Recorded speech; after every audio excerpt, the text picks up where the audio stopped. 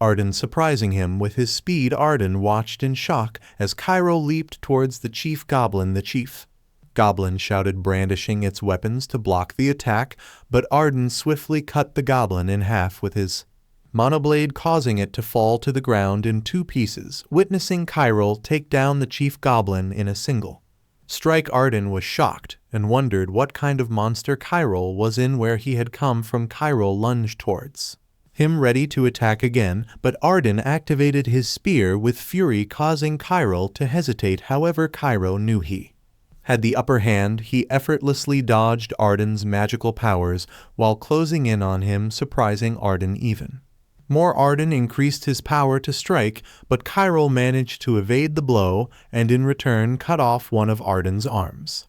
Initially stunned, Arden eventually knelt on the ground, shouting in pain. Kyril looked at his sword, acknowledging that his swordsmanship could handle that level of power, but he also recognized his shortcomings in explosive magic proficiency. Approaching the injured Arden, Kyril ordered him to answer his questions. He inquired about what art and knew regarding root. Arden retorted, questioning whether someone like him would willingly provide answers. Kyril responded that he didn't expect an answer from him and that Arden was merely a perfect example. This response left Arden both surprised and confused. Without hesitation, Kyril severed Arden's head. Arden's lifeless body fell to the ground while Kyril remarked that the sorcerer nearby seemed unaccustomed to pain. The sorcerer without hands was shocked at the sight of Arden's decapitated head and angrily ordered the goblins to attack Kyril. However, the goblins threw down their web weapons and fled. The sorcerer turned back upon hearing Kyril's commanding voice and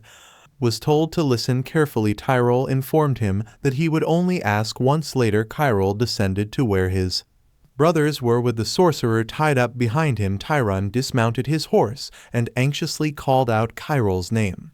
Asking what had happened, Tyron also inquired about the fate of the goblin chief and the whereabouts of Lord Arden. Kyril replied that they were ambushed by goblins and sadly Arden had been killed by the goblin chief. He then showed them a bloody object he was holding, leaving Tyr and confused, prompting him to ask what it was. Kyril threw the sorcerer to the ground and explained that it was not a simple ambush but an assault to subjugate the McGyver family. He revealed that the man in front of them was the sorcerer controlling the goblins, and upon verifying his identity they discovered he was from the Lurian Empire. He informed them that with their command structure and chaos the goblins were likely confused. It was crucial for them to make a decision, as leaving the goblins unchecked would cause immense damage to nearby villages. Tyran and Randall were left shocked and speechless. This upon hearing his words, Kyril called upon the lieutenant of the Balsar family, who responded promptly. He informed the lieutenant that their commander was dead and asked if he would assume command. The lieutenant was taken aback and confused. Kyril assured them that if they decided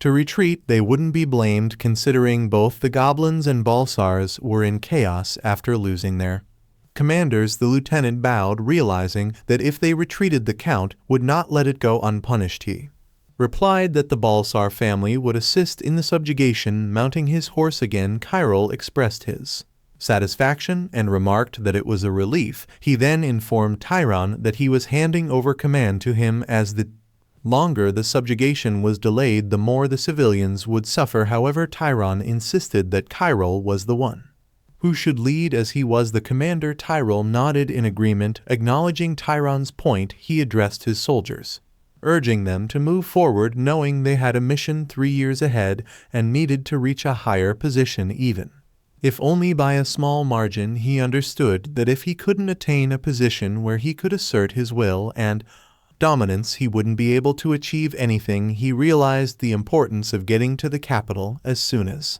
possible, as the future was already beginning to change. Later, they encountered the monsters, and Kyril believed that remnants without a commander were nothing. He launched an attack on the goblins, ordering the soldiers to charge at full force, leaving Tyr and wondering how on earth he was supposed to explain this. Tyr knew that Kyril couldn't even use magic, so he wondered how he could fight with such prowess. Randall told him that Kyril was more than they had initially thought and that they were wrong in their assumptions because Kyril was a monster. Randall also mentioned that once Kyril reached adulthood, even the word monster wouldn't be enough to describe him. Meanwhile, in the palace, a man informed Kyril that Kyril had done an excellent job. Kyril replied that he had heard about it, and that they had even captured the spy. The man proudly stated that if Kyril hadn't been there, not only the young masters, but the territory itself would have been in danger. He mentioned that since the news had reached their majesty, it was likely that the spy would be sent to the imperial palace soon. Kyril remained silent and asked the man if he thought their majesty he would invite Kyril to the palace. Crew all knew that their majesty was already old and wouldn't have any interest in a 12-year-old kid. However, the problem lay with the princes. He understood that they would carefully consider Kyril and didn't know if they would keep him on their side or get rid of him. Even if their majesty was the one to call for Kyril, they wouldn't be able to let him go easily. Meanwhile, in the forest, Kyril knew that now that he had been to the capital of the empire, everything was getting complicated because he was an outsider. However, he was all right with that, as he had come up with another plan. He approached a carriage inside. He called for the sorcerer named Baker and told him to wake up. He instructed Baker to listen carefully from now on and to tell him everything he knew. Kyril assured Baker that it would make things a little easier for him. Baker complied and told him everything. Kyril asked if it was the truth, and Baker replied that he had told him everything he knew, begging him to spare his life. Kyril informed Baker that he would be sent to the capital and tortured there. Shocking Baker, Hyrule explained that the pain of having both arms cut off would be nothing compared to the torture that awaited him. He mentioned that the supervisor of the torture chamber enjoyed cutting people's flesh, and that even if Baker confessed everything, the torture wouldn't stop. Baker would go through hell for several months before meeting a miserable death. Then Kyril handed Baker something and asked if he wished for leniency. Baker recognized of his dwarf ginseng, but Kyril explained that he was giving Baker a chance to die by his own hand,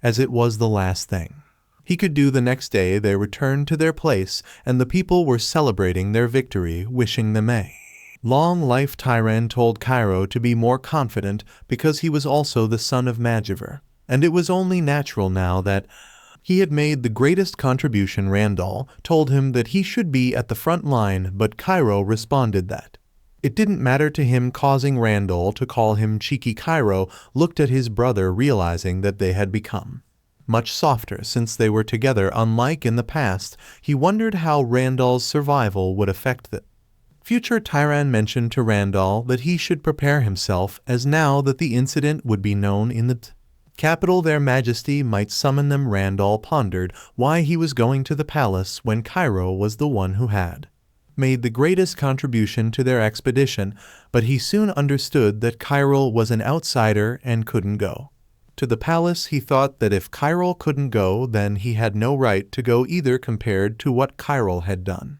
his own achievements seemed insignificant. He wondered about the source of Kyril's confidence, knowing that Kyril must understand better than anyone else that being an outsider had its limitations. He questioned how Kyril could be so confident. Randall also pondered over the fact that if Kyril could overcome those limitations, then he should be able to as well. He promised himself that someday he would be like Kyril. Later, he knocked on his father Kyrill's door. Kyril welcomed him and praised him for his great job. However, he responded that he was just lucky. Kyril acknowledged that getting lucky was also a skill and mentioned that not only had he caught the spy, but he had also saved his brother's lives. He informed him that the news about him had already spread through the palace and that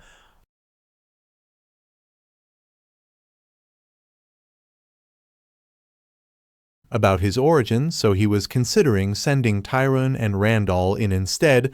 He replied that it was fine with him. Kyril thanked him for his understanding and told him that in exchange he could ask for anything he wanted. He requested a passing permit. Surprising Kyril asked if it meant that he wanted to leave the mansion, and he confirmed it. Kyril inquired if he didn't like living there or if he was disappointed. He clarified that it was not the case.